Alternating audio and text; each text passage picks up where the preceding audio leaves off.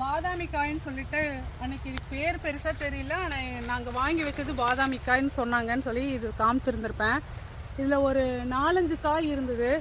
அதெல்லாம் இப்போ பார்த்தீங்கன்னா கீழே வெடித்து விழுந்திருக்குது பாருங்கள்.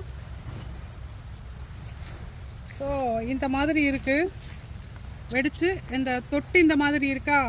விதைகள் பாருங்கள்.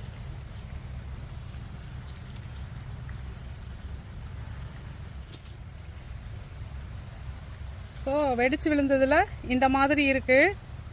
இது பார்த்தீங்கன்னா நாங்கள் நெட்டில் பார்க்கும்போது வைல்டு பிஸ்தா அப்படின்னு போட்டிருந்தது.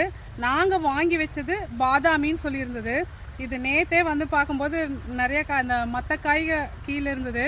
இது இந்த தோலை இந்த மாதிரி எடுத்துட்டு இதை காய வச்சு யூஸ் பண்ணலாம் போல் இருக்கு.